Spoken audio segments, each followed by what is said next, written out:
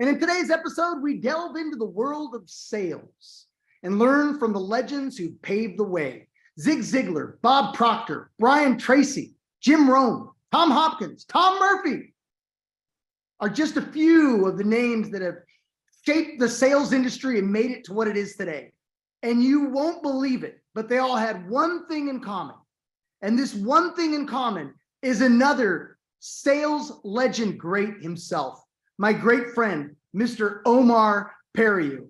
Mr. Omar Periu is going to be sharing with you today the stories from some of the great legends. We call them the GOATs, the greatest of all time. Stories and a lesson that he's learned with each one. My friend Omar used to have walks with Zig Ziglar, routine walks with Zig Ziglar. We learned so much. These are the guys, like I said, that have shaped shaped the sales industry to what it is today. We're the pioneers of selling. All the first ones to write the books, the Jim Rohn, the Zig Ziglar, the Bob Proctors, the Tom Hopkins. We have a mutual friend and also my mentor. For many of you that have been involved with the Go Mobile community for many years, you know Tom Hopkins is one of my personal mentors. I had the opportunity to personally be trained by Tom Hopkins and to be mentored by Tom Hopkins. And the biggest gift that he gave me in my lifetime was introducing me to my now 30-year lifelong family friend, Mr. Omar Periu, who also looked up to Tom Hopkins as a mentor and learned a lot of the early on sales strategies himself from Tom Hopkins. He went on to author his own book, Investigative Selling, a book that I've been recommending in the Go Mobile community since the day we opened the doors 13 years ago. He was there with us in 2012 for Go Mobile Live with all the mobile app resellers and all the white label partners, the early pioneers of mobile apps.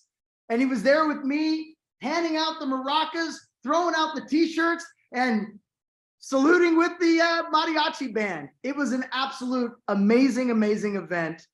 Omar Periu has been a very special part of my life personally, my family. I know his beautiful kids. They're amazing what they're doing today. He knows my family, all my boys, girls. He's helped coach and mentor our boys. Jaden Casey, the first time he got up on stage was because Omar pulled him up on stage. That's my son, Jaden. Chase, who's probably on this right now today. Chase, learned a lot of his early on sales skills from this man, Omar Periu. And I learned a lot of sales skills, and a lot of the Go Mobile community has learned sales skills from this man, because what he teaches is the art of selling by way of investigative selling. It's not the cheesy selling. It's the asking more questions, asking the right questions, listening way more than speaking, getting the clues to help you build your yes momentum and shape the sale and close the deal like a true champion. I'm joined by my good friend, Mr. Omar Periu, one of my best of friends. I spent just a beautiful night with him just a week ago. We shared tears, we shared love, we shared stories. It was just last week when I was in Boca Raton, where he's from. And so, Omar, say hi to your friends here at the Go Mobile community. You're no stranger here.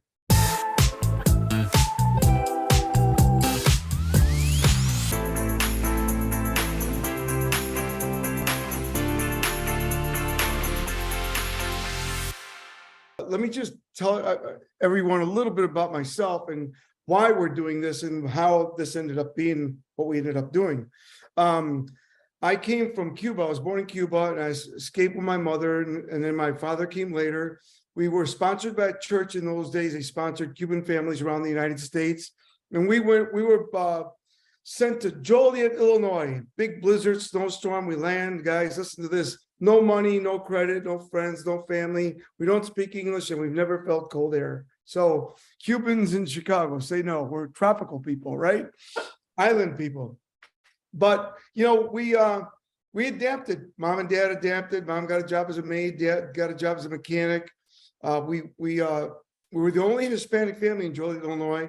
So it wasn't easy, but I did meet some good kids that are still my friends, and taught me English. And they were really great at sports. So they got me into sports and got me, I held the AU record for bench press 400 pounds, my weight class.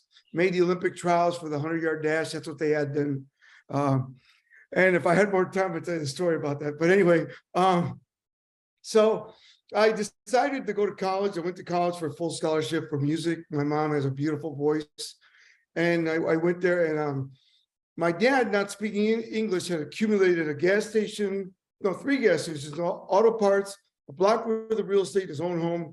But the reason I started really getting into this after talking to my mentor, Tom Murphy, is my father was a great guy. I loved him with all my heart. But my dad was able to accumulate things but not keep them. Have you ever met anybody like that? So I decided that I would create systems and master everything I could so I could teach everyone around me and all my students that I could help make it and keep it, right? So I've trained over 5 million people. I've done over 5,000 presentations. I was at the biggest seminars in the world, Get Motivated and Success Resources. And I got lucky because Mr. Murphy, the man I'm talking about, owned part of the health club where I worked at. And he managed speakers. He had a company called Champions Unlimited. In fact, the first time I saw him, he gets out of this black 6.9 Mercedes. I'm like, man, if I could be like that guy. When he walks in, he's like 6'3". He's got this big diamond eagle like this with all diamonds, and around it says Champions Unlimited. So he says to the other owner, he says, hey, I want to get in shape. And he lives in Arizona, but he's in LA. And he says, who's the best? He says, Omar. So he brought him to me, and he asked me if I knew Zig Ziglar. I said, nope. How about Tom Hopkins? I go, nope. How about Bob Proctor? I go, nope. How about Jim Rohn? Nope. He goes, how about Brian Tracy? He goes, nope. He says, dude, you need help. you're in sales. Yeah. And he says, what's your average income? I go, $147 a month. He goes, there's room for improvement. First time I laughed in months, so he managed Tom Hopkins, Dennis Waitley, Jay Abraham, Dr. Maxwell Maltz, Dennis Waitley, Danielle Kennedy, just to name a few. He was best friends with Jim Rohn, was his best friend, Bob Proctor, Zig Ziglar was a friend, Brian Tracy, of course, he managed Tom Hopkins. So I got lucky because I didn't get to go to the seminars. I got to go to the seminars, and I got to hang out with them in Mr. Murphy's 12,000 square foot home up in Pinnacle Peak in Paradise Valley, Scottsdale. So I would be like spending the weekends at the house, and Bob Proctor was my neighbor for the whole weekend. And he'd like knock on my door, say, hey, are you up? I'm like, yeah. He says, come on, let's go get some coffee. So we go down and get some coffee, and Jim Rohn would knock. He said, hey, let's go do something, okay? And then, so these guys stayed at the house. So I got really lucky because I got personally like trained and mentored by them. I could have never paid them for what they did for me, because I would have to pay millions of dollars to be mentored like that, weekends at a time with Bob Proctor and Jim Rohn. And then, I got to meet Brian Tracy. And this was a small community. So all these guys and gals loved each other a lot, and then they introduced me to John Maxwell, who I named my son after, Maxwell. And I did 10 cities a year with John Maxwell and Get Motivated. And then he liked me so much, he turned me on and got me my literary agent, my book agent. In fact, he's been my agent since. His name is Seeley Yates. He's also John Maxwell's, booking agent. And in fact, I didn't show you this because it just got here. This is my 26th book, guys. Wow. Innovative Decision-Making Techniques. My 26th book. This one is kind of cool because it's published by Springer. They're a company out of the UK. So I've got a whole array of publishers, thanks to Seeley, McGraw-Hill, Source One Publishing, INTI, Springer, Morgan James. It's just, I wish I could tell you guys that I made this all happen, but I kind of got lucky because I really loved what I was really like desperate, kind of like, I was like, what the hell am I doing? I had so much potential, and I'm sitting in a 200 square foot apartment, eating tuna out of cans, walking to work because my car would break down half the time. And I met Murphy, and Murphy just opened all these doors for me. And then when I sold the health clubs, I built the largest health clubs in the United States, and I sold them. And Mr. Murphy met me at a diner, and it's a diner. It's called Swiss Chalet, and I'll never forget it because I walked in, and all the women and men were dressed in Swiss outfits. I don't know if you've ever been in one of those. They're not around a lot that much anymore. But this one was in Marina Del Rey, and I walk in, and there's Zig Ziglar and Tom Hopkins and Mr. Murphy. And I sit down and I go, "Hey, what's going on? I didn't expect you guys to be here." He said, "Yeah, well, we're doing a seminar here. And, we were just thinking that, you just sold the clubs and you're doing your music, singing. I bought a record company, as you know." And he says, "We want you to take our place." I go, "What?" "We want you to take our place." I go, "You know what? I'm singing. I love singing. I've always wanted to sing. That's why I did the health clubs, so I could make enough money to buy a record company." And we go, "No, we want you to take our place. If you commit to us 10 years of your life, we promise you that we will help you write your books. We will put you on stage, and we will help you build an amazing career." So as you know, Damien, I met you when I was the only authorized speaker in the world for Tom Hopkins.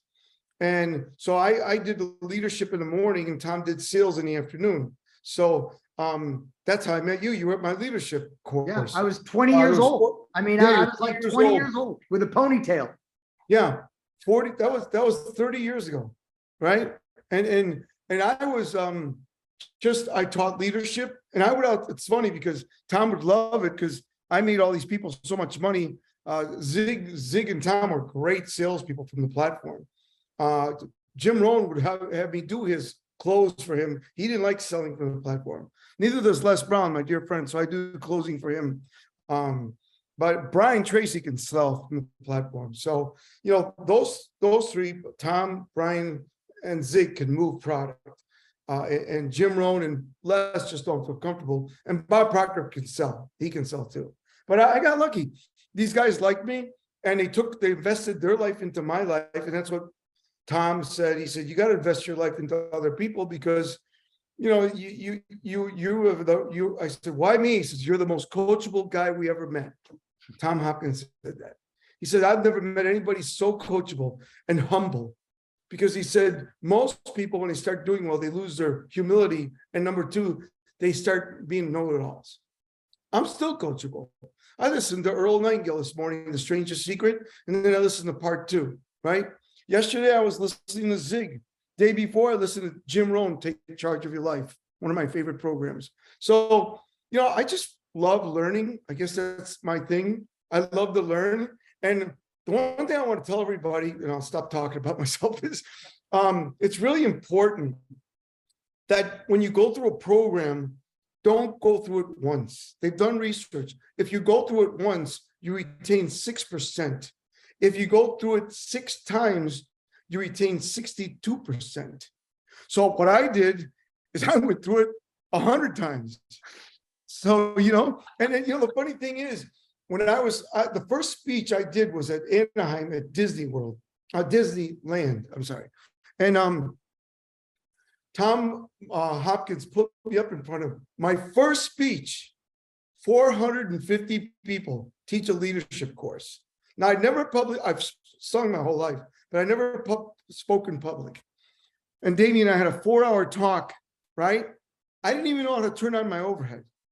Somebody had to come up and turn on my overhead for me because they didn't teach me. Hopkins just thought, get up there and speak. I was done with my 4-hour talk in 45 minutes. I was so embarrassed. I started winging it. I pulled out the easel and started teaching what I taught my people at the health clubs. And then Murph and Tom kicked my ass after that and put me against the wall at the place that he had 2,000 people, put me in, and I won't even say what he said because they were both so mad at me. We gave you an outline. I said, I know, but I went really fast. I go, well, I sang opera, you guys. In the opera, you don't talk to people. You sing and you take a bow and you get the hell out of there. I never spoke to people. I never did public speaking. So good news, I knew my stuff. about leadership, and I finished it off. I didn't sell squat that day, not one video system. And that's why he brought me there. So then Hopkins took me to his house, and I spent a week with him and 6 weeks with Murph at their home. I wasn't allowed to leave. And they pounded me and pounded me and pounded me. And crazy. Anyway, I'm here to help you guys. So I want to go through like all the speakers and what they taught me. And we don't have, 3 days. So I will cover one topic on each speaker and what it meant to me and how it can help you. Well, you know what? While you were going and explaining your story, which I love hearing the new stuff that I hear every time I get to hear your story. And really, as it relates to these gentlemen, it's just fascinating. So you've already started dropping some of the stories with these great gentlemen and stuff. And so I just want to make sure before we move into this, everybody that's on here, and hi to all of you. I thank you for saying hi to me in the chat as well. Alana and David Steckel, Steve Weber. You see some of your friends on here, Omar. You probably see some of your friends on here from 2012. But I just want everybody, if you're a digital marketing agency today, now more than ever, it's important that you learn how to craft and hone in your skill of selling, right? And so it's because this is important work that we're doing. We're saving these businesses by selling them the marketing services that they need to compete with the competition. And so selling the correct way is in order. And most of us really, when we look at sales, one of the things that I really love about Omar is he's allowed for folks in our community to look at selling not like selling and more like having conversations. So as you hear Omar tonight, and as you hear him explain about what he learned from some of the great sales trainers of our time, I want you picking up and writing down the bullet points of the action items that you can apply in your daily practice. Because you're going to get a lot of nuggets tonight. You're going to get ones from Omar, and you're going to get ones from Omar's friends, but you're going to get showered with a lot of nuggets tonight. And, I want you to just take those notes, because one or two of these key principles that you may learn or key objection handling tactics that you may learn could be the one thing that you're missing.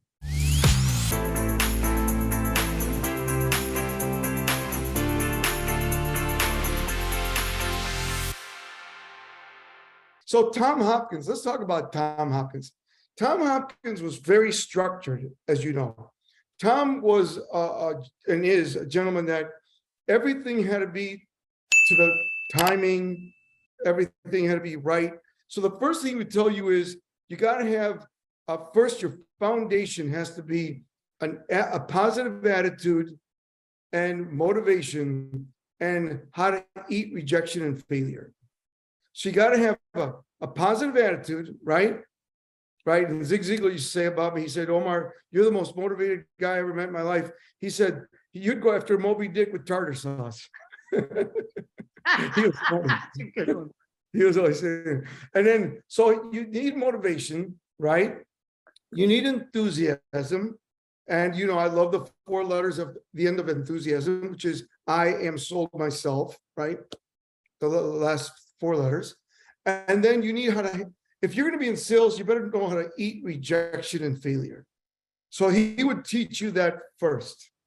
The second thing he would tell you is become an expert advisor. You don't have to know it all to make money, but continue to learn your craft. Not only learn your craft, but learn your competitors. What do they sell, right? And know your product, know your service, know what your competitors do, right? The third thing is he was real solid on systematic sales process. So let me explain. He helped me, and so did Mr. Murphy, with investigative selling. In fact, if you look at investigative selling, 50% of it is probably rewritten from How to Master the Art of Selling, updated. So, and by the way, I own the rights to it. He gave it to me. I went to pay him and he wouldn't take my money. He says, you've been a servant for 10 years. Everything's in this book. He got it notarized. It's yours. That was very nice. Because he paid J. Douglas Edwards, his family, 10% till the day he stopped speaking. So he said, investigative selling is what I came up with. And me and Murphy were talking about it. The best salespeople are investigators. What do? Well, they leave the house or they work from the house. They ask a lot of questions. they become very observant. So then they listen. Then they do their collect all the data, come back with a solution, close the sale, close the case, and follow up and follow through. That's how you get referrals. So what Tom always talked about was, investigative selling or how to master other selling. The first thing you got to master is number one, pre-plan and prepare. I have a little saying, any salesperson or entrepreneur that wakes up without a plan is unemployed. So what, as you know, Tom taught me every night, Omar, before you go to bed, sit down, takes 15 minutes, write down at least the 10 most important things you need to do the next day. Prioritize them, time block them, create the activities within the time blocks. When you wake up, don't do anything but follow that plan unless it's to close a sale, right? That was it. And block your times and block your activities. So then he said, once you do that, you wake up and prospect. The number one key, I'll tell you guys something I probably never told you guys. I hated cold calling. I mean, I hated it. And I sat down and Mr. Murphy would look at me in the club and he goes, "What are you doing?" I said, "I'm getting my list ready to cold call." He goes, "You hate cold calling, don't you?" I says, "Yeah, I do." He said, "Well, hey, guess what? You ran track, didn't you?" "Yes, I did." He said, "Well, cold calling, prospecting is one of the many hurdles that you have to jump over to get to the finish line. And until you accept that and stop not wanting to prospect and cold call and face-to-face and referrals and get your butt out there, you will never, ever, ever be a top producer." And he changed my mindset. So I became like the best prospector. So that step is activity prospecting. The next thing, people make a decision on who you are within 15 seconds, they say. Like, you guys all know, if you go to someone's office or their restaurant, the moment they see you, they're listening to your voice, how you look, what you're wearing. I mean, it happens to me on stage. I was in New York speaking after I saw you, and I got on stage, and the guy that owns a company, I wasn't going to wear a tie. It's Reuters, information company from UK. He says, "Omar, you always wear a tie." I say, "Yeah, but lately I don't wear a tie." He says, "Well, here, I got an extra tie for you." So I put a tie on, my white shirt, because I haven't been wearing a tie because I'm mostly booked now for wealth events. So I work at a lot of wealth events. So wealth people don't want you to wear a tie because people that go to those events don't want to be structured. They want to be, I work from home in my pajamas, right? Or I'm in a hoodie, or I got, my jeans, and like, you'll never see my friend who I work with a lot, Kevin Harrington, in a suit. He wears jeans, black jeans, a nice shirt, dresses very nice with a nice jacket, right? That's something that's changed over the years of my speaking career. That's something that's changed where, I absolutely shirt and tie, but then there was a time when that actually was repelling people because you weren't relatable anymore because you're the only guy with a suit and tie. Exactly. So I only do that for like banks, like Truist. I train Wachovia, Wells Fargo, with their Wells Fargo. Oracle wants me to suit up. Microsoft wants me to suit up. The other companies, they don't care, especially network marketing companies. But anyway, I don't want to lose a thought. So develop and build rapport. So when two people meet, the person that has more congruency about what they're selling is going to take over the conversation by, listen up, asking questions. It's by asking questions, not by being the talker. The talker is the person that becomes boring. The person that asks qualified, great questions is the person that is able to gather information and build rapport. If you ever notice, if you ever meet someone and they do all the talking, you ask questions, they really like you because you're so nice. So I want you to focus on developing and building rapport with people to the point where you're so investigative that you're just listening and asking great questions. Next is questioning techniques. got to master questioning techniques and listening. And I know you guys got my libraries. I teach 47 questioning techniques and listening techniques. So you got to master that. The one thing that I added that I picked up that other trainers didn't is I created a magnetic presentation. So a magnetic presentation is that every word you say, what I would do is I would rehearse you guys every sales presentation I did, and I would rehearse it, record myself, and I would listen. And not one word could have a negative connotation or pull them away from me. It had to pull them towards me, right? So very important that you record your presentation and watch yourself. You're going to see things you won't believe and hear words you won't believe. You can end up getting like hobby horses. You know, you start doing the same thing. Some people click their phone. Some people have seal talk. You know what seal talk is, right? Right. So you got to get rid of that. So magnetic presentation. So I'm going to teach you something right now that's really, really works. I created this diamond, and the diamond goes like this. I would point out one benefit, point out one feature, and then what it means to them. So point out benefit, features, and what this means to you.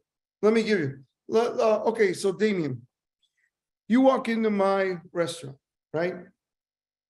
And I seem to have lost you there. So you walk into my restaurant, and I say to you, give me one feature of why I should go with you. One feature. Just give me one feature of Go Mobile. So super high quality design, beautiful Super high quality design. What is the benefit of that? a good looking brand, right? You impress your prospects and convert them into customers. And what does that mean to me? More money, more revenue. Right. So see, what I want you guys to do is see the problem that most people have, or I should say challenge, is they hit them with all the benefits. You can't do that. You do one at a time. So you can explain yourself and be a consultant. You're educating them. If I were to ask you how many benefits does Go Mobile have, you could. Do you mean benefits or features? I mean, features. Yeah, I would say that we have off. probably dozens of features, but Right. there's only some that are. But you would lose them because they need to hear what each of those features do. So what I do is I say one feature at a time. I give them tons of reasons to buy it, benefits, and then I tell them what makes me so special. What makes me so special? And then I paint pictures of success using my product or service, which really is amazing.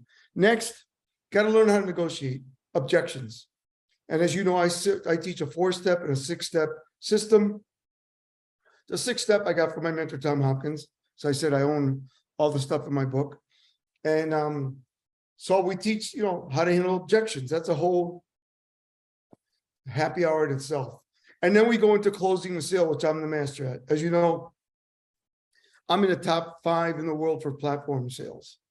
So companies call me up to go and close their products. Like for instance, I speak at the Legacy Zig Ziglar events because Kevin Harrington owns the digital library.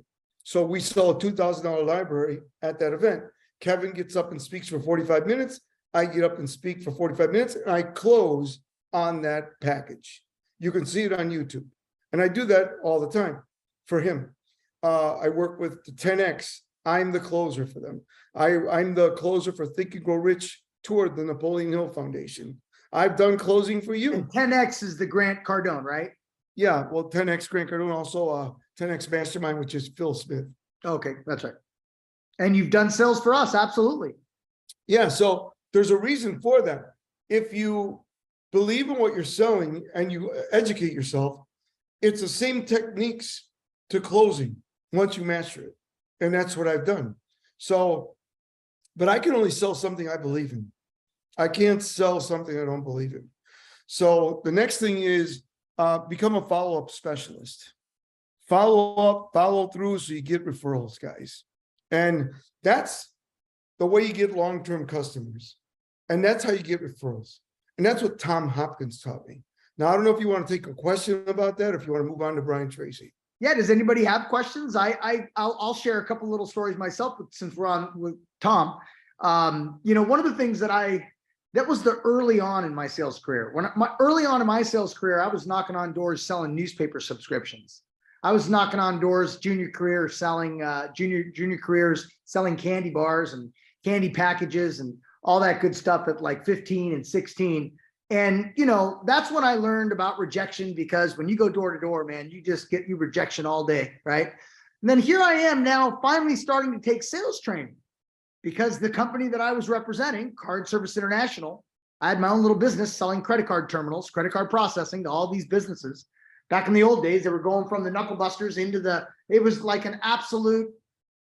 a gold rush. Everybody was migrating from the dinosaur technology to the instant approval and money right in your bank account. It was like they were giving me candy and said, the whole world is your baby's, go sell it. But anyway, I started learning from Tom. And what I realized in the boot camps was these things you have to memorize. Like, it was a totally different learning process for me. I had to memorize how I respond when someone objects on the money, or someone rejects because of time, or someone objects because I'm not interested. And the people that performed the best in the 2-day or 3-day boot camp were those that memorized the most. And there was a time when I was the last guy standing in the room. You know how everybody stands up? All right, how many of you got this many right? And there was a time when there was, hundreds of people around me. I was the last guy standing in the room. But the biggest thing I learned from Tom Hopkins, and I say it over and over and over and over again in the Go Mobile community: get in the business of writing business, son. And what that meant to me, and why I shared that over and over again in the Go Mobile community, was, when I would get up in the morning and I had 6 appointments, my frame of mind was I had to come back with 5 or 6 sales, not 1, not 2, all 6. And I needed to get in the business of writing business, because if it was a one size fits all, I'm not going to sell very much. I had to be easy to do business with. I had to be willing to reshape, refocus, restructure, justify, all the different things. But I had to get in the business of writing business. And from then, I was a monster. I mean, I absolutely beat myself up if I did any less than a 70% close day. So anyway, that was one of the things that I learned from Tom, was get in the business of writing business. That's awesome. Any questions from anybody? Go ahead and put it up here. Brad Dixon said, I grew up on Tommy. Nice. Okay, give me a personal story about Tom, about you and Tom. And I know we're going to be getting together. You're going to be arranging for us to get together and hit the golf course. So Tom, as I said, is the funniest guy in the world. So he has this thing called the famous cork trick. And every time we'd go out to dinner with a group, he would get 2 corks after we got the bottles of wine, and he would do his famous cork trick. Did I ever do that for you? No. I'm trying to think. I mastered it, and now I know I have it. I do it, and I have fun with it. But that's one of the things people don't know, that Tom was also a magician. He did magic. He would do things with straws, corks, all kinds of things. And that's something that most people don't know. Is that how he was able to get people to buy the bottles of wine for him? Hey, if I can do this with this cork, wine's on you. If I told you the stuff that we did, he used to crack me up. He would tell our roadies, we had roadies, 2 roadies, and he'd say, bring a couple packages of, remember he had cassettes? Those, oh yeah. The white bag with the Champions Unlimited, remember that? Black. And we would walk into a restaurant and he would say, sit here. And he would literally go up to the manager and close him on giving us all a free meal. We're talking like 12 people, a free meal and drinks for 2 packages of tapes. And the package would have his video, 1 video. I would have How to Master the Art of Selling, The Official Guide to Success, another audio.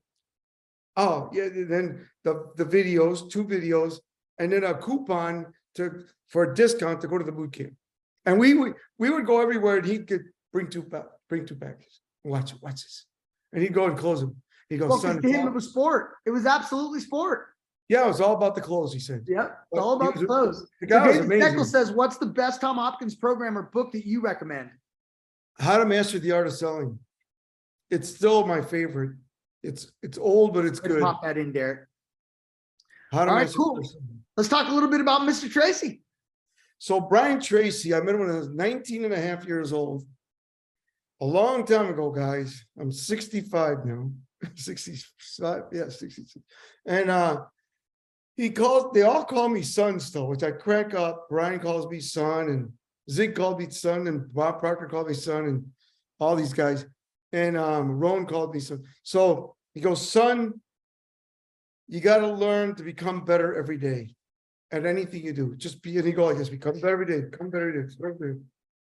And then he said, I said, yeah, I know. I love selling. He goes, and closing. He says, oh, it's not closing. It's not closing, it's opening. Because if you don't close them, the relationship's over. Closing is opening. People think of closing as what it's not. So he taught me the psychology of sales, right? And also the psychology of success. So that guy is a brilliant man. He's one of the smartest speakers I've ever met. And I mean, he's written more books than most speakers and audios and whatever. And he's still around. I just did a Zoom with him. And Sorry about that. Go ahead. oh, no worries. So the thing is that he was great on psychology. He was talked about theory. He talked about theory of goal setting, theory of sales, theory of why you do what you do and to become better every day. And he also said, just like you said, you got to learn to take the plunge. He called it taking the plunge. If you don't take the plunge, he said, you won't learn anything on sitting. You'll learn it in front of a client customer. That's where you find out your skills and your craft. But Brian was amazing for goal setting, time management, sales. I mean, he's very diversified, more diversified than any other speaker I ever met. But he was, very smart, and that's just a great guy. What was one of the biggest lessons that you learned from Brian? Leaving life lessons. I mean, some of them, obviously, the obvious stuff is the sales closing stuff, right? It's only 540. Somebody can mute, please. All right, sorry about that. No worries. No, the thing I can tell you about Brian is he would always meet Somebody, please make sure that stays muted. Mute yourself. Thank you. We're having a Zoom problem. Hold on. All right, if that happens again, please release him from the webinar and then he can come back. Go ahead, Omar. So Brian was really great at, as I said, psychology of selling, psychology of goal setting, but he would do things to me like, I wanted a Mercedes-Benz 450 SL. That was a big car then. So he said, you want it? I said, yeah. So he said, let's go. So we went to the Mercedes dealership, sat in the car, smelled the car, started the car, drove the car, listened to the radio, all that stuff. And then when we were leaving, he says, there's one more thing you probably need. I said, a phone. He says, a phone. I said, a phone. Well, I don't know if you remember how big those phones were then. My phone had a battery in the engine that was like a real phone with a cable, right? And I would call every club and go, what's the gross? What's the gross? What's the gross? But the one thing he always pushed me for is, number one, as I said, learn how to close, because then you open a relationship. Number two, make sure that you're confident. He talked about confidence a lot. And I think it takes confidence to be an entrepreneur. So I think you guys all have to work on the 6 inches between your ears and work on your self-image, self-esteem to build that confidence. Because the only time you ever stop going toward your goals, is when you lose confidence and then you become immobilized. And some of us don't even know we're doing it. So we start making excuses like, oh, maybe I should get organized this week, right? What are you doing? Avoiding an unpleasant activity. That's what you're doing. You're talking yourself out of working. So make sure that, you build your confidence, build your self-esteem, self-image, self-mastery, and work on opening relationships. A personal story about Brian, he really, real private guy. Well, he wasn't like Tom or Zig or, Bob. He liked to do stuff like if we went to dinner, he would only do, like we just did a tour about, I shouldn't say just, 6 years ago. and it was called the American Dream Tour. I know it was really a dream for me because we would go out to dinner, and it was Brian Tracy, Harvey McKay, Tom Hopkins, and John Maxwell. And man, we had some great dinners, and we went to the best steakhouse in the hotel, and we would just, I was having a blast. I don't know if you guys know, but Harvey McKay is real storyteller. Let me tell you, he loves to tell stories. He tells a story about when he met his idol his whole life was Raquel Welch, and she was coming to Phoenix to hear Andre Bocelli, and he found out she was coming, so he bought the ticket next to her. And his biggest joy is showing a picture with her, and he's behind her, and he's like, you know, he was funnier than heck. But no, he had some great stories. But that was, you know, for me, Brian was more like, if he wasn't doing that, he would meet you at a restaurant by himself or in his room and have a private dinner. So when he took you to the Mercedes dealership, if we can go there real quick, because was the idea to get you really hungry, to really feed the hunger within? Yes, and to visualize and learn to use all your senses when you want to go. He said you need to use all your senses. So I could smell the leather of the Mercedes. I could hear the radio. Then they had cassettes, right? I could, you know, put the top down. I could hear the engine. Took it for a drive. I could feel the wind in your hair. I felt everything. I mean, every sense was touched. And then what I did is Mr. Murphy taught me how to visualize. And what he had me do, he would have me bring down like a 360-degree screen and have my goals, imagine, up on the top of the screen like a computer. And I would pull one goal out at a time and open it up and literally be in the goal. So I'd literally have to go sit at the home of my dreams, the car of my dreams, the vacation I wanted, and literally I would be sitting in the car visualizing I'm going to have that car in 60 days. And I got it in 30. So still into cars. You picked me up in a Rolls Royce the other day. That was kind of nice with the stars above us. I picked them up in a Rolls Royce Wraith with the stars ceiling. It was wild. It was pretty cool. And the doors, the suicide doors. Any questions from anybody on here regarding Mr. Tracy? Brian Tracy, good to see you on here, Connie. Being in front of more people builds confidence, even if we fail. Absolutely.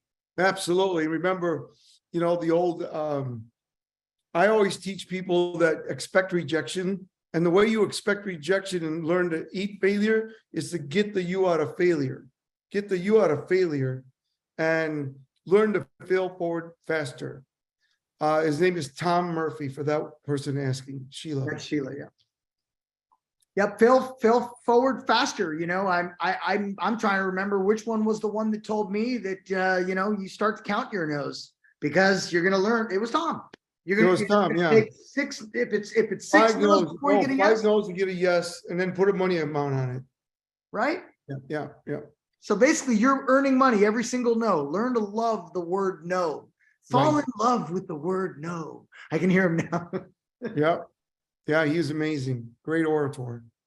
Let's talk about Zig Ziglar. I was gonna say, you took walks with Zig Ziglar on a regular basis. Well, Zig Ziglar was a big runner until he got older.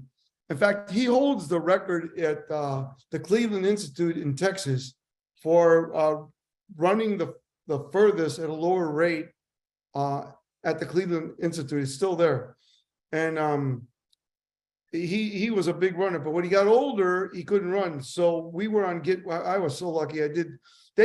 Tom and Zig put me on Get Motivated, 50 cities a year. Our average audience was 20,000 people.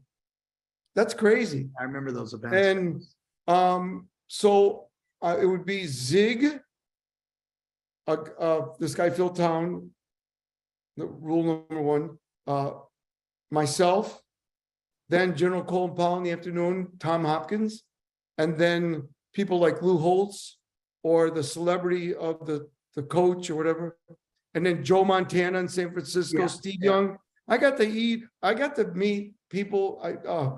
I got to have a private dinner with General Colin Powell. I was gonna say Colin Powell, huh? Yeah, he loved me and I loved him. In fact, he put me in his top 5 Christmas CDs, holiday CDs. He collected. And so I had dinner, listen to this. I had dinner with Peter Lowe and Tamara Lowe were the owners of Get Motivated, right? And then Brian Forte was there. And then it was Billy Graham and Billy Graham Jr. with their wives. Colin Powell and my wife, and that was the dinner. It was in a convention, all Secret Service, a white tablecloth with candlelights. It looked like a movie, and we were brought up by Secret Service.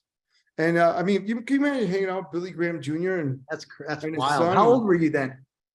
That was 30s? it was in the late 90s. So yeah. So I got to meet some great people. Just not because of me, it's because I did the programs, the learning annex. It was, listen to this lineup. I kicked it off, then Robert Kiyosaki, then Tony Robbins, and then Donald Trump. I remember those days. Crazy. Yeah. And I'll never forget it because the guy that owned the company, Bill Zanker, he said, Omar's going to sell. He's the only one that sells because, I move a lot of product. So we had 5,000 people in the room and I sold 2,500 packages at $1,500. And what's his name was so pissed off at me. He loves me now because he brings me to his biannual because I sell for him, Robert Kiyosaki. Robert Kiyosaki said, don't you ever put me on after Omar. Because people were waiting for me to sign their books for an hour and a half. And that killed his whole speech. So there's no one in the speech. So, because everybody's buying the packages, standing in line. So from then on, I went last after Trump. So anyway, so that was that story. But I got, the bottom line is, with Zig, when he was running, so you started doing the walks. Yeah, we called it 1 hour with Zig. Did you have a goal every morning you went out on that walk to, what was your goal? Like, I'm leaving this I'm leaving this walk every day with a lesson. Yeah. And the goal was, so just so you know, to be clear, it was after dinner. We would do the event and walk after dinner because he was first at Get Motivated, which meant he did the breakfast. So not only did he speak at 9, he had to be at a breakfast at 7:30 that people paid extra for. Just like Tom did the lunch until Zig passed, then I would do the breakfast, Tom would do the lunch. So I took Zig's spot when he passed. Anybody saw me at Get Motivated, I was first then. So and then I had to change my talk. Tom did sales and I did motivation.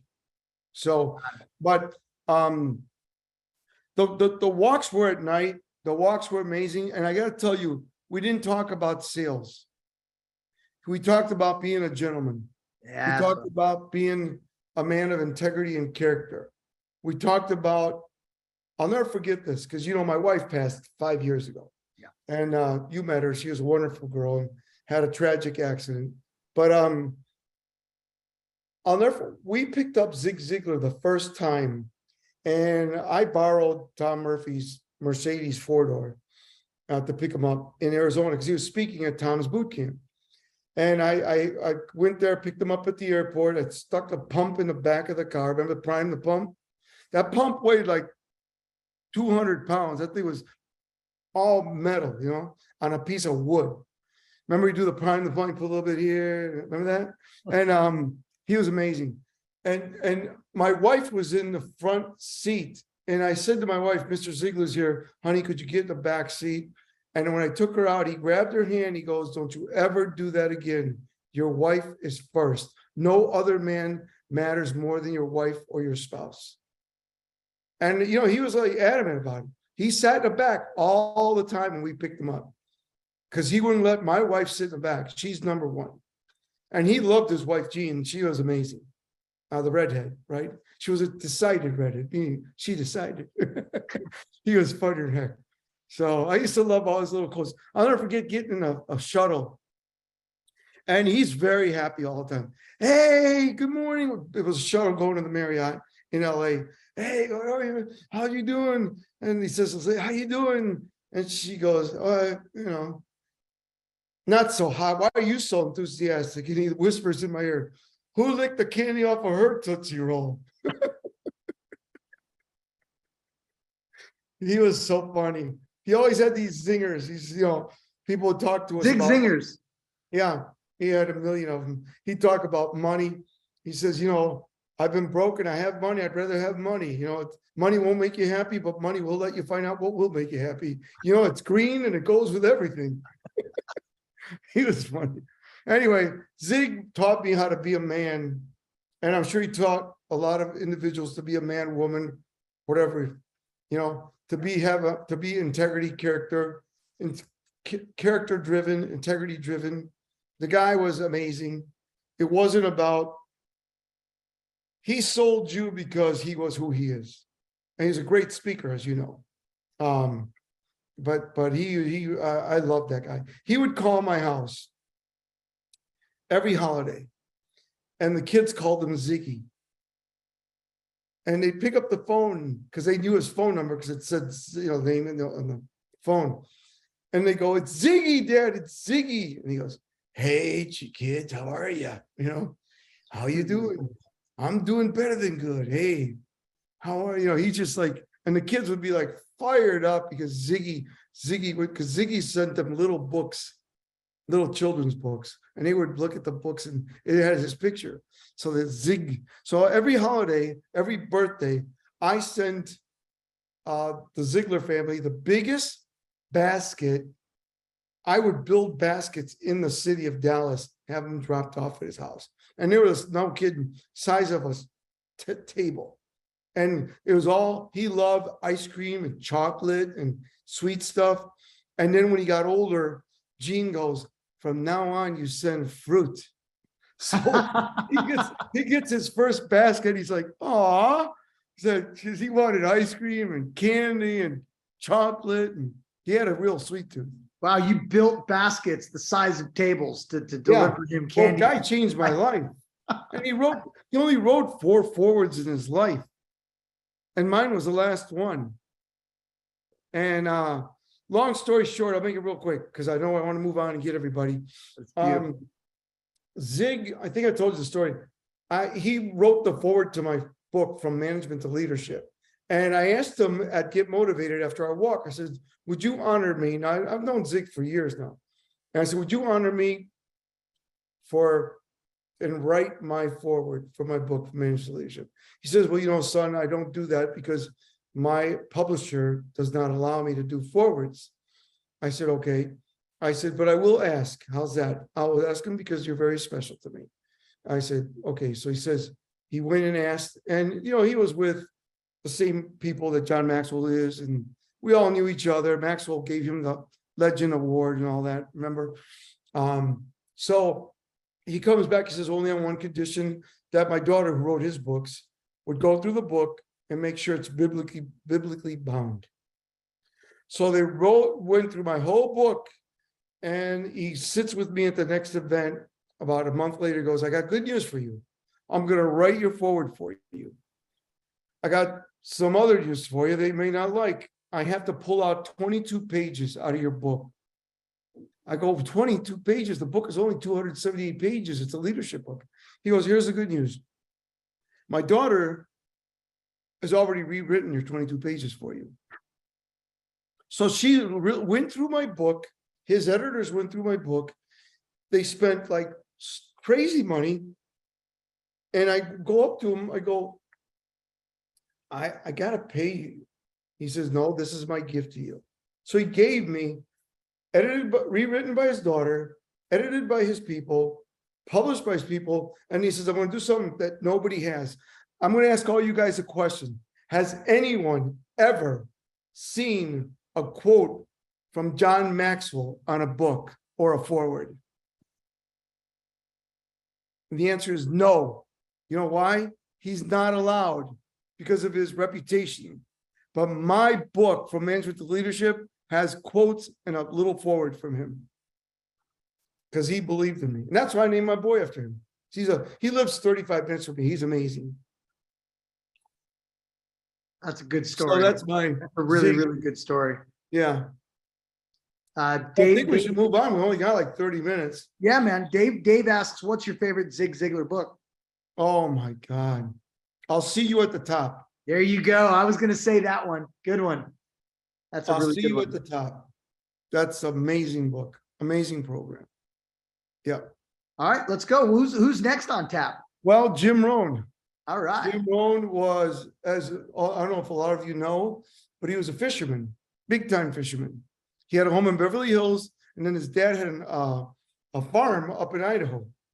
And so, fishing was a big part of his life. He'd always walk around. If you saw him, I mean, you wouldn't even think he's Jim Rohn. He would wear like jeans, a nice casual shirt with a hat with his fishing thing on it. What do they call those little Fishing lures. Fishing Yeah, the yeah. flies. The He had flies. him on his hat. The flies, And I don't know if you guys know, but he had a beautiful RV.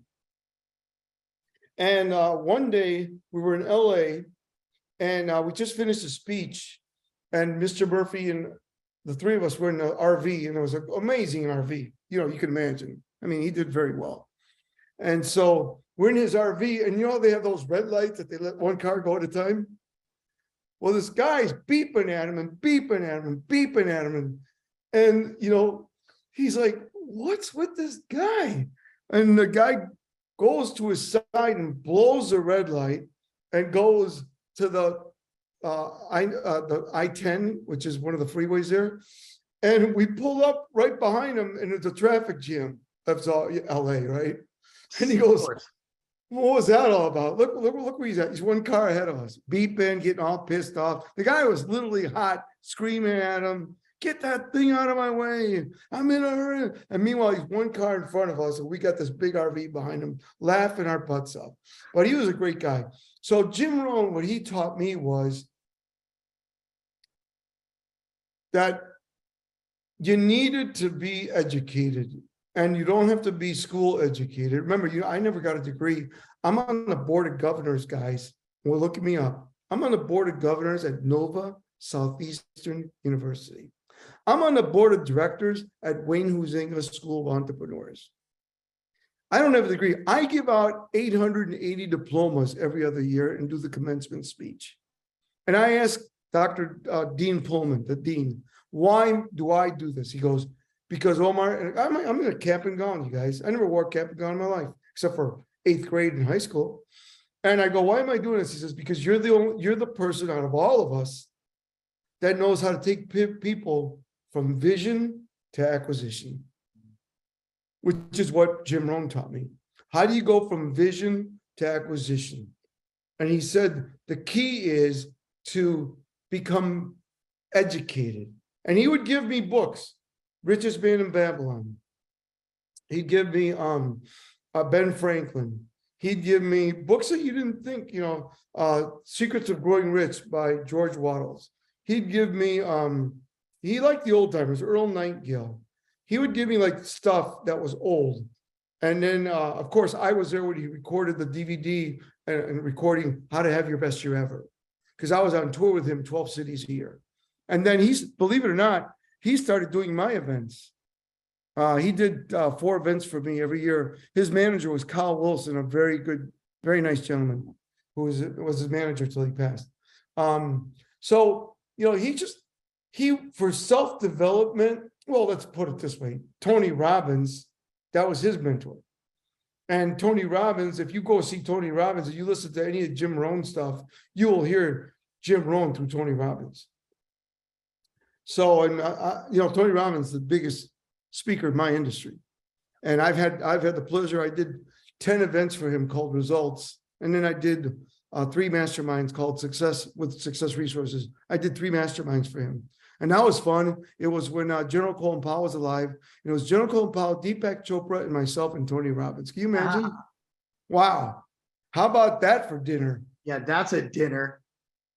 Yeah, you're only missing the Dalai Lama.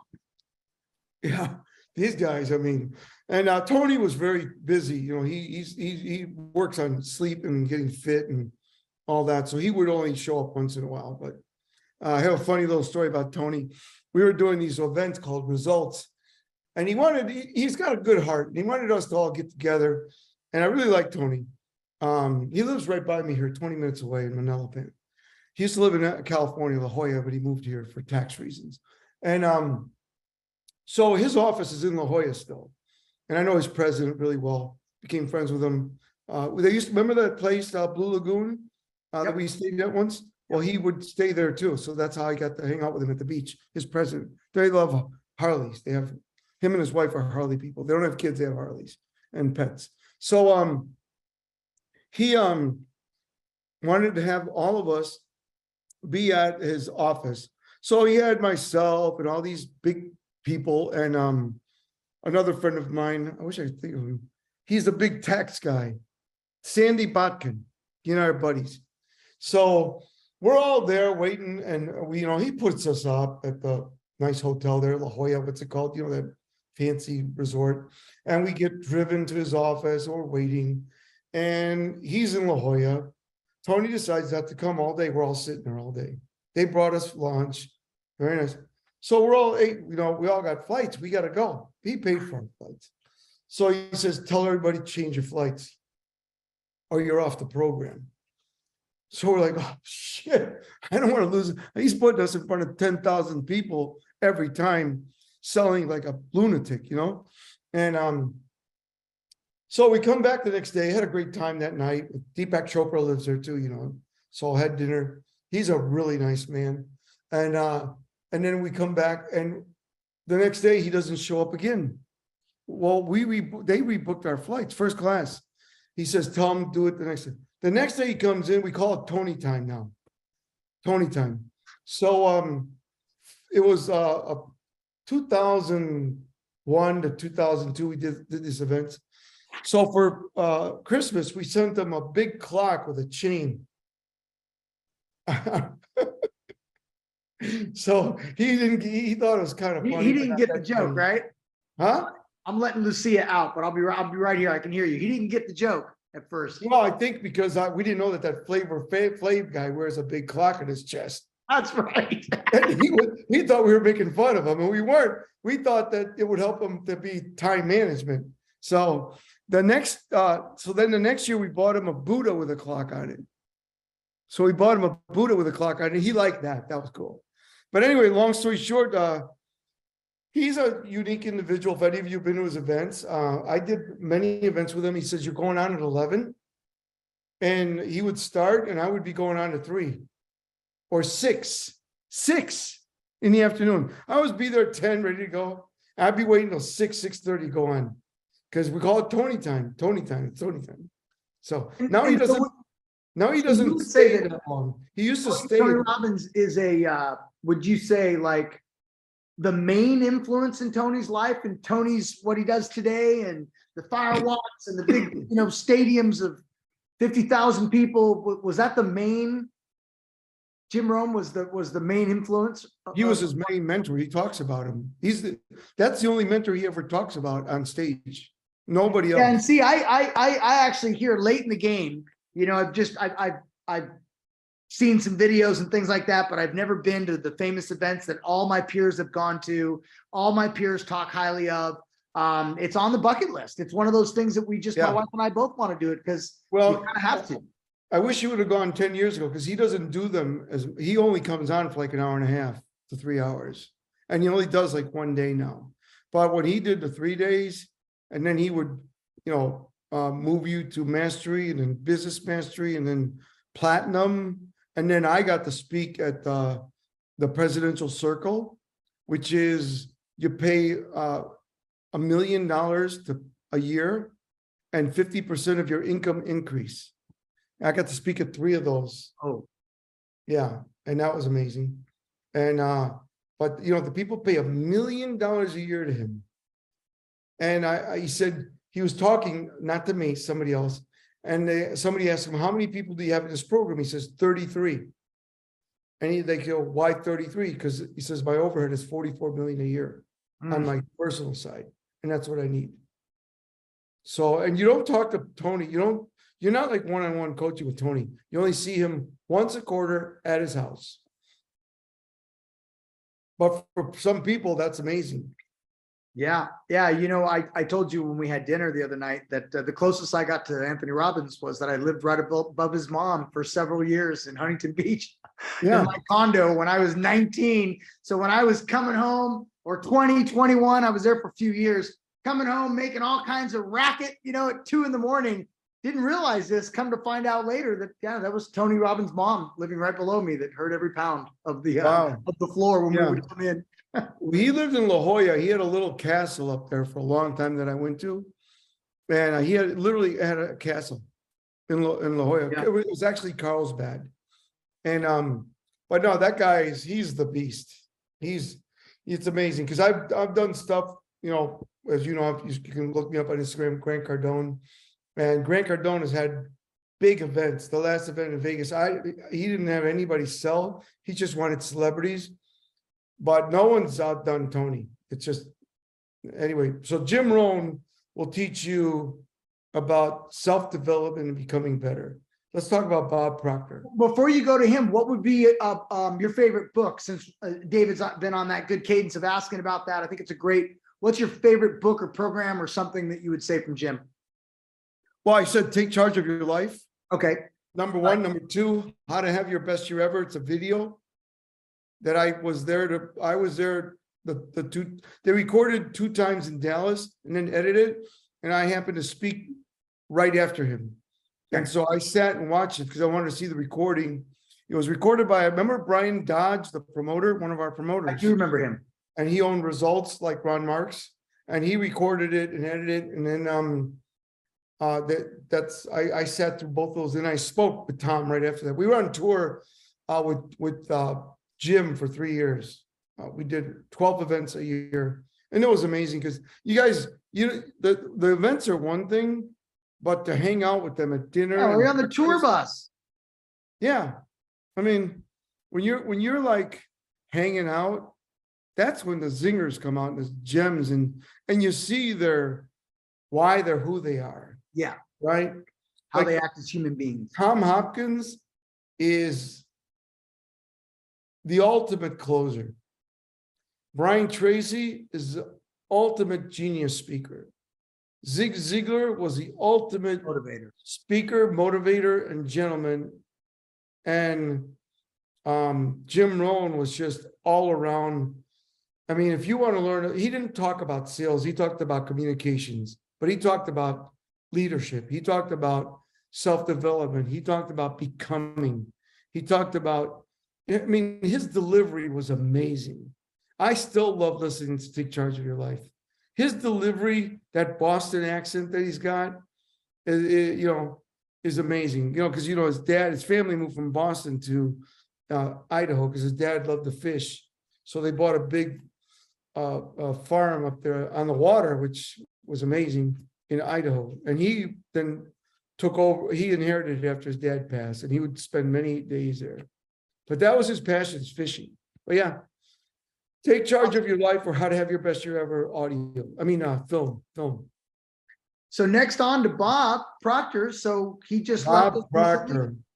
Man. Wow. That guy. Talk about. That guy he could get up. I don't know if you guys saw The Secret or anything he's ever done, but he could get up and put that Think and Grow Rich book in his hand and go off for like 3 days and not stop. That's why he's the main character of The Secret. I don't know if you guys know that. Rhonda Byrne wanted to use the other speakers, but he was the only one that could keep it together and stay focused and talk on the topic so well and so eloquently. The other people were like doing little spurts. He was the man on that. So Bob Proctor studied George Wattles, and if any of you guys want to, it's free. Just download it. It's called The Secret of Growing Rich by George Wattles. Pick up that book. It's a downloadable book. I have it. And that's where Bob Proctor's training came from. So he was a salesperson for Nightingale Conant. He had the rights to Canada. He's Canadian, you know. He was. He lives in Toronto. And so he bought, he got the rights from Nightingale Conant, and then of course Vic Conant Jr., who took over for his dad when he died. And he had the rights to Canada. So he would go city to city selling records. He was selling records first. In fact, I have an original. I have all the original Nightingale Conant 78s. Wow. Not 33s, 78s. And I got it from, believe it or not, I mentioned this in an event 15 years ago, and students poured their libraries to my house. Like Earl Nightingale, Lead the Field, like, you know, you name it, Dennis Waitley, like anybody that was on Nightingale Conant, because you know, when I came on in 2001, because I wasn't allowed to sell my stuff, you know, I had to sell Tom Hopkins' stuff for 10 years. And when I came on, I became #1 at Nightingale Conant in cassettes. #1. I had the #1 programs. I was beating even Brian Tracy, who was #1. And I don't know why, maybe that's because I was a new kid on the block and, you know, that kind of thing. But Bob Proctor, he really knew his craft. And Bob Proctor would say things to me like, you know, when you're born as a baby, you have no limitations. Limitations are made while you grow. For instance, what do they do when you're first born? They put you in a crib. What are you looking through? Bars. That's the first prison they put you in. And that's why, you know, you take Dr. Maximoff and Bob Proctor and you see that that one poem about what's holding this person back when he's holding 2 bars and he doesn't see there's openings around him. So you got to realize that Bob would talk about, so then my kids, who by the way are all, they sang at Carnegie Hall, honors, Dean's List, straight A's, scholarships, both of them. And by the way, I lost my wife 5.5 years ago. So I give her the credit. You know, she's amazing mom, amazing woman. And so when they were born, I didn't put them in a crib. I put them in a king size bed with brackets around them. Guardrails, bumpers. Well, not just bumpers, brackets around the king size bed, like brackets, this 12-inch brackets, so they couldn't get out. Now, when he got older, Maxwell figured out how to crawl over the thing. So then I did have to get one crib for a while there. But he would talk about the mind. He would talk about, you know, he taught me about multiple streams of income. Because he said to me, Omar, I was 19 and a half, guys. I didn't even have a degree. I didn't know who the hell I was.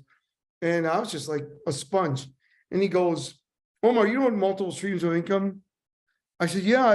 Mr. Murphy told me it's like, you know, you got a job and then you do something else to make more money. He goes, no, absolutely not. Multiple streams of income is not a job. It's not another job.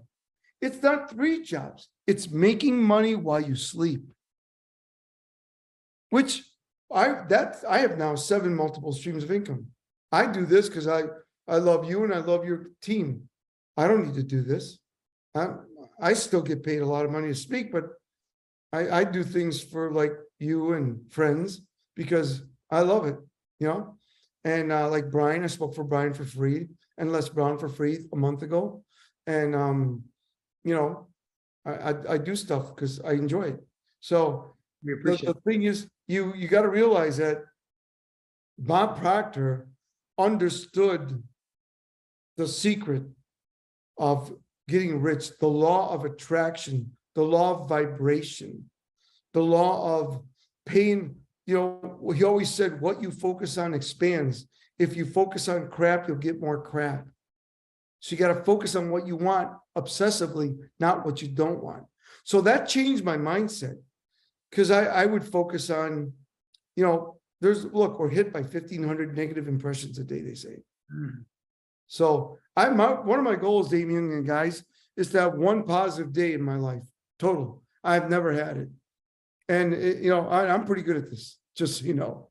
And, you know, I told you I lost my dad a month ago. And he was 93. I called him my baby because he was like my baby. I took care of him. And, thank God. I mean, he lived well until he was 90. Last couple of years, he's, wasn't the same. Same with my mom. She's 95. She's not the same. But I just tell you that because, if you attract what you want, you'll get more of what you want. Now, you'll never be perfect, but the key is to think about attraction. And I'm going to tell you guys something he said to me. And I don't know if guys ever heard it. He said, if you sleep with dogs, you get fleas.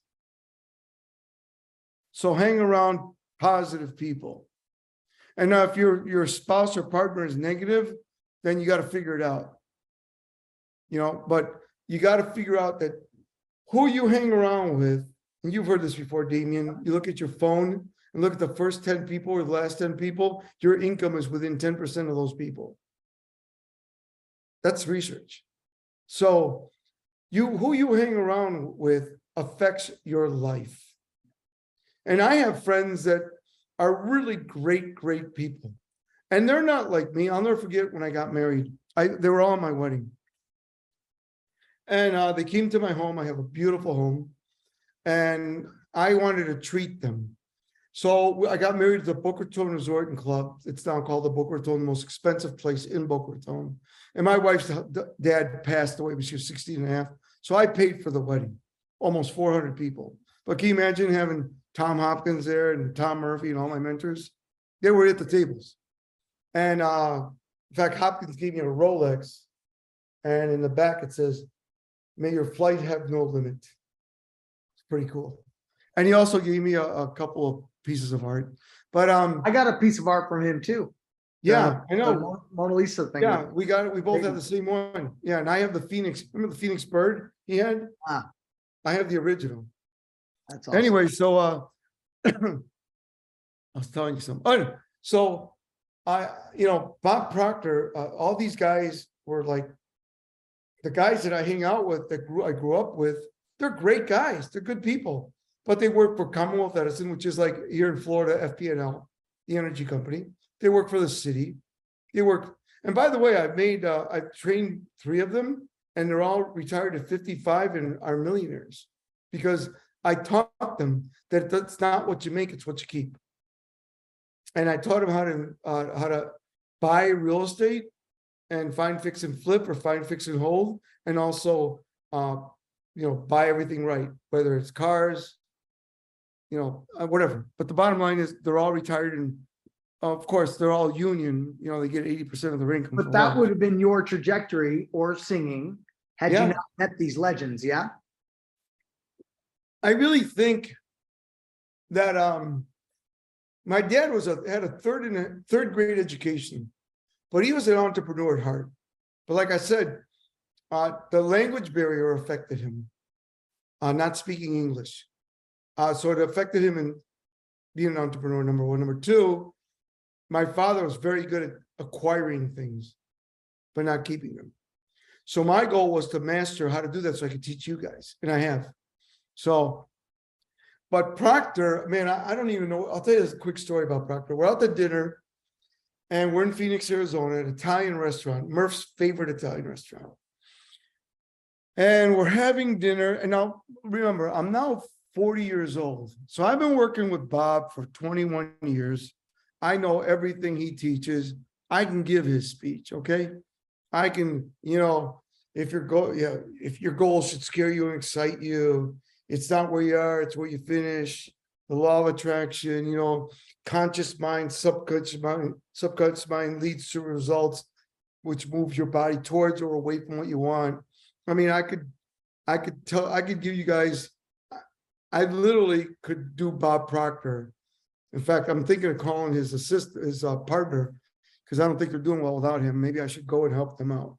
But so we're having dinner, and so I don't know if I ever told you guys, but I don't like to eat dessert late at night or coffee. And I'll tell you why. For some reason, when I drink coffee at night, I tend to wake up in the middle of the night. I don't know if any of you feel that way. Some of you can eat and go to sleep and drink 3 cups of coffee and sleep all night. I've never had that. So the lady comes up and goes, the waitress goes, "Oh, would you like any desserts or coffee?" He said, "Yeah." Mr. Murphy goes, "Let me order the desserts because I come in all the time. I want my usual tiramisu, cannolis, all that, And he says, "Do you want some coffee?" And Bob Proctor goes, "I want a cappuccino." Murph says, "Yeah, I'll have an espresso. What do you want, Omar?" I said, "Bob, I don't drink coffee at night because it keeps me up." "Why in the world would you say that? What have I been teaching you for 21 years? I'm like, holy moly, I just opened up a can of worms. He's screaming at me. And he was right. Because if I would have had a different mindset, say I could have a cup of coffee, go to sleep, the mind is so powerful, it reacts to what you feed it. So if you can get anything from me about Bob Proctor is what you focus on expands, and focus on what you want. And here's another thing that he taught me. Never, ever, ever, ever base your goals on where you are. Base your goals on what you want. That's really important. Nobody talks like that. Don't base your goals on where you are, base your goals on what you want. Right? That's beautiful. I've got one lightning round question for you. Okay. Because you've already given lots of tips with books. I'm not in a hurry. I'm good. I made my whole night is for you. I'm here. It's 8:30 or whatever. It's 8:23. This is what is the best advice? And it doesn't have to be from any of the gentlemen that we talked about today. Or any ladies in your life that might have inspired you. What's the best advice you've ever received? And the key word is ever. The best advice I ever received was And I did warn you about this question, so you. I know, don't worry about it. The best advice I ever got, or the best thing I ever got, was from my wife, who passed away 5.5 years ago. Helen, And she believed in me. When someone believes in you, you will go and tear the earth apart. She believed in me. Tom Murphy believed in me. Tom Hopkins believed in me.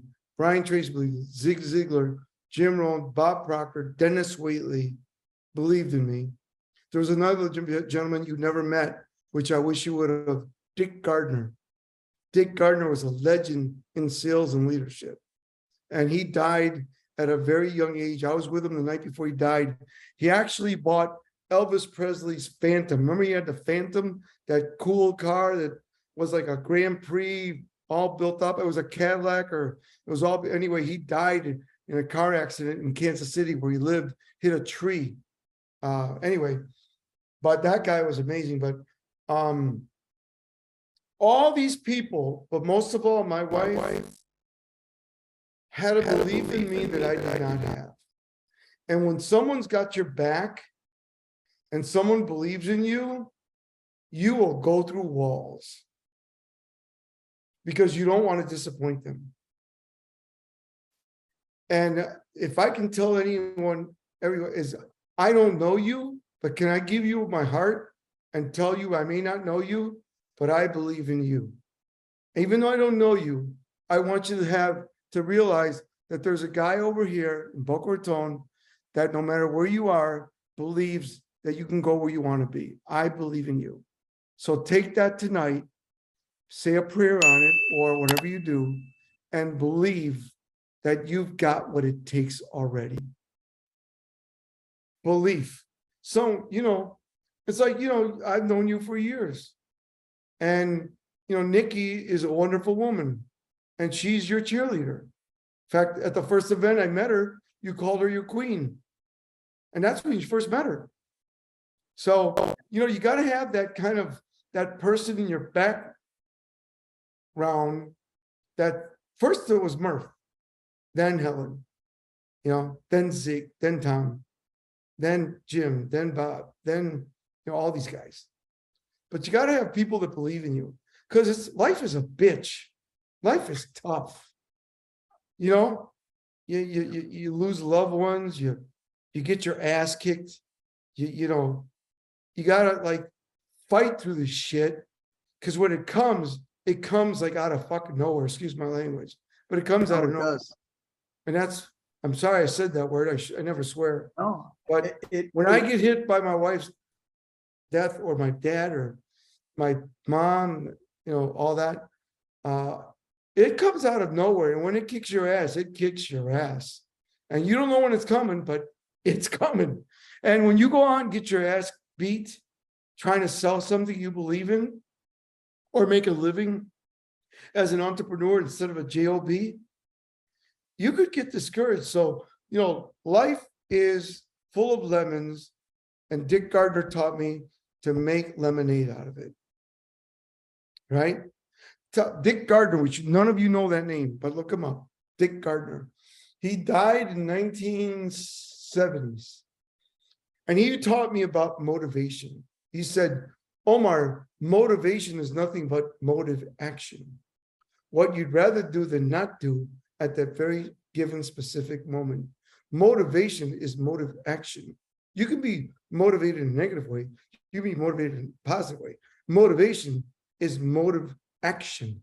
What you'd rather do than not do that very specific moment. So anytime, Omar, you catch yourself not wanting to do what you're supposed to do, feel the fear and do it anyway. Feel the fear and do it anyway. You always say it. Feel the fear and do it anyway. The guy was amazing. I only wish he died at 41 years old as a young man. So. This has been incredible, sir. This is, yeah, anybody got questions? We got time. If you guys got some questions, throw it in. I love hearing these stories. I could listen to them all night. I mean, and by the way, that night at dinner was the time for us to get the real funny stories. The funny stories, man. That was good times, man. Yeah, we had fun. My son Chase Snow, Chase Snow, our son. Of course, Chase was at the event. He's wonderful. He's on here right now, and he's been enjoying this today. Yeah, he's amazing. And so is Jaden, and so is the whole family. If anybody wants to come on camera, if anybody wants to come off mute, you're welcome to do that now and ask Omar anything. I'll put the gallery back on there so I can see. Hey, there you go. Yeah, sure. I got a quick question. Did you recommend a book for Brian Tracy? Oh, The Psychology of Success and The Psychology of Selling too. I got two. Psychology of Success, Psychology of Selling. Amazing books. Those two books will help you so much with the mindset of selling and success. Brad, what was your main takeaway today? Talking to Brad Dixon. There we go. Hey, Brad. Hey, how you doing, Omar? Thank you. Good. This has just been a trip down memory lane for me. I grew up, like I said, on Tommy Hopkins. Actually went down for a live Boot camp. 2 or 3 day boot camp. Yeah. Yeah, It was- the one in Arizona. We had one in Phoenix, Yes. Scottsdale. Yes. We had one in Orlando, and we had one in Tampa. Yeah, it's the one that. I'm sorry. We had one in Scottsdale, Las Vegas, and Tampa. That's right. Yeah, it was in Scottsdale. That was probably back in the. Gosh, What year was that? Like it was 80s. So I was probably there. No, if it was the 80s, I didn't come on until 88. And then I sold my health clubs and stayed on as president for 10 years. And then they brought me on slowly from 92 on.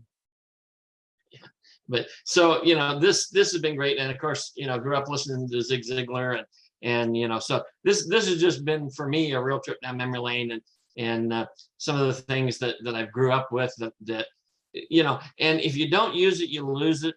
And a lot of the books that you've mentioned, I've got them in my library. That's one of the things I'm going to do here this weekend and next week.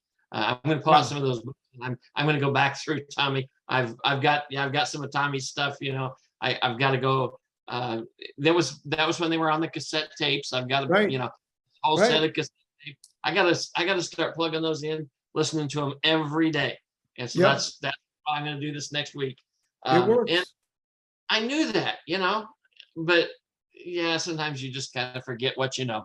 Well, one of the things that Tom Hopkins used to say, he said, the great ones always go back to the fundamentals once a year. The great ones always go back to the fundamentals once a year. So every year, like he would make me go through How to Master the Art of Selling, even as a speaker. And the other program that people don't realize is an amazing program is the Official Guide to Success. Yes. It's a great little program that he wrote. Well, I don't know if you guys know this, but Tom Murphy wrote all of Tom Hopkins' materials. Yeah, yeah, he was a writer. So he not only marketed him, but he wrote all his materials. So, but Tom is the inspiration for all. You wouldn't want Murphy speaking, and you would want Tom Hopkins speaking. Tom was just the perfect. Tom was Right, great. they were the perfect marriage. One of the things that I learned from Tom that was so helpful, because I can be lots of energy, right? And I could be too much for folks. I get it. I'm 50. I've learned that long enough, But that same stuff inspires, that same stuff motivates, the same stuff is great. But one of the things I learned from Tom, because I was selling every walk of life, it would be every type of business owner, every ethnicity you can think of, every age, female, male, you name it. They were all business owners wanting credit card processing. And he taught me how to mirror your prospect. Right. That right there changed. I was the hyperactive, crazy Sonic to everybody. But when I was sitting down with someone that was real mellow and real like this, he taught me how to do it gracefully. Well, yeah, he would always tell me, the key is to practice mirroring their body language, volume, tone of voice, rate of speech, rapid delivery. And the moment you hear if they're fast or slow, match them immediately. That was big learning lessons for me because I was speaking to, anywhere from, let's just call it 5 to 10 presentations a day. It was all different walks of life. And so I had to just really I'm glad you expanded on that, Omar, because it wasn't just the tonality and it was even the body gestures. I remember body language, facial eyes, face gestures and smiles, volume, tone of voice. I mean, Zig Ziglar was amazing. He's from the South and he would sound like he's from Chicago. We were in Chicago. He could adjust his voice wherever he was. It was amazing. I would crack up. I'm like, you sound like you're from Chicago. That's where I'm from. He goes, well, it's what I do. That's talent. He would adjust his voice wherever he was. All right. Well, thank you, Brad, for contributing there. I'm glad you got to walk down memory lane today. I always loved Tommy's Columbo. Oh yeah. That was yeah. When you went to boot camp, he would dress up as Columbo. Yes. And he'd come out and do the whole skit. Yeah. That was funnier than heck. Remember he dressed up like Patton? Yeah, when he'd come out with the he was dressed up as Patton. That was when I was getting into the mix right there. He was hilarious. He'd come out as Patton, and when I started speaking for him, I would sing the national anthem first, remember? And then he would make me I would be dressed as a sergeant at arms. So I would have a sergeant's uniform, and he would come out and I would introduce my general. Those are such great memories. Yeah, they don't do that anymore. Nobody does that. Pictures for sure. That was awesome. Yeah, nobody does that stuff. Hey, Chase. Oh yeah. Hey, yeah. No, I just wanted to mention real quick too. I remember going through your boot camp that you had back in 2012 that Damien took me to, and I remember reading your book, Investigative Selling, after that. And like I said, I read Chris Voss's book after that. What was it? Never Split the Difference. And I remember thinking Omar wrote all about he wrote all about this stuff already. I've already learned all this stuff from Omar. And I remember that was a big kind of epiphany for me. And one of the big things too is I picked up a lot of these guys' sales books after that. And I remember reading into Wallace Wattles. I remember reading into Napoleon Hill. I remember reading into Bob Proctor. And so even for me, this is a really big trip down memory lane. And this stuff works. It just works. It's really just kind of digging into psychology and stuff too. And over the years, as we've kind of made sales and built ourselves into entrepreneurs, this has been the foundation of it for sure. And so I really just wanted to say thank you. Thank you, Chase. I love everything you're doing. I always like all your stuff, as you know. So keep up the great work. I'm proud of you. Thank you. And I love your beautiful family. No, that means so much to me for sure. He's coming out to Cabo pretty soon, Chase. I'm bringing him down. I'm coming out. I'm bringing my kids. I'm going to bring Maxwell and Alexandra. Yes. Let's do that for sure.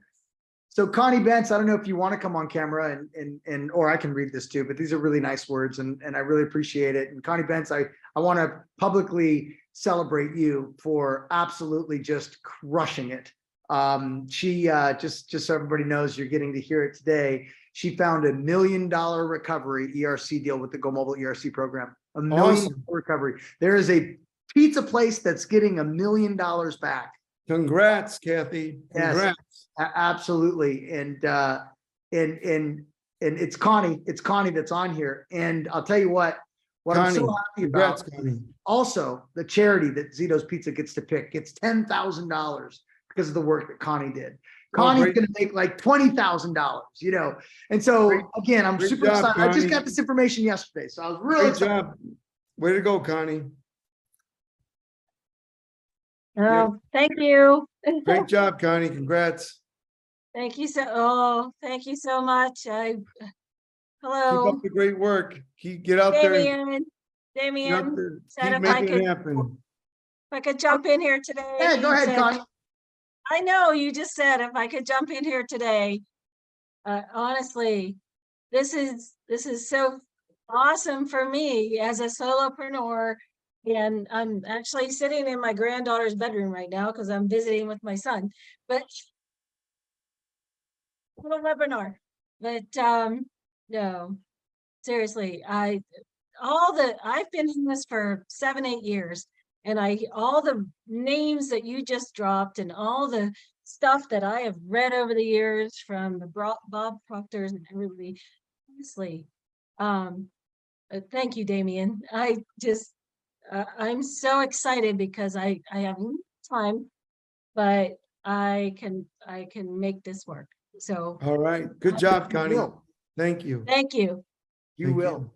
Yeah, Omar, it's you got lucky, like you said, and you got to meet some really special people who really, like, the seal was popped. And then you met the next successful person after the next successful person, and you love to please. As long as I've known you, you've always aimed to please students, aimed to please promoters, aimed to please the gurus, aimed to please everybody, just because that's your natural way of being. So it's Right. no surprise that you attracted all of these legends in your life to a point where they didn't just get to meet you and shake your hand, to a point where they wanted to help mentor you. They wanted to help be there for you in your downtime. They wanted to help lead the way, show you the way, how to be a gentleman, how to be a man, how to be a husband, how to be a father. And so I got lucky.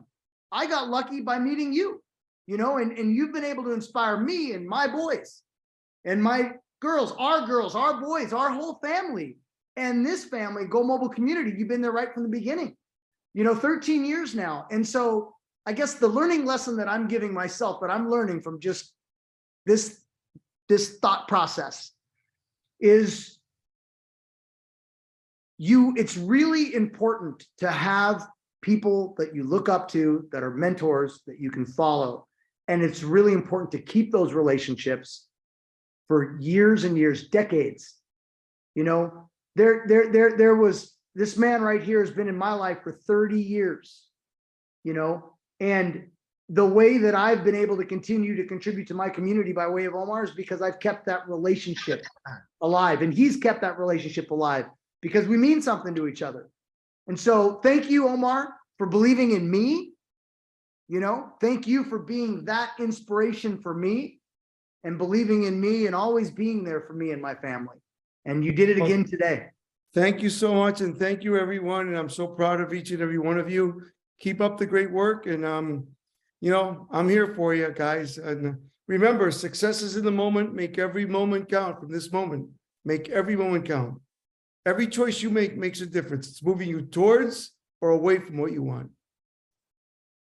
And final words for 2023 to kick ass. Give them, these champions, some final words, and then they're all going to give you a salute before you leave.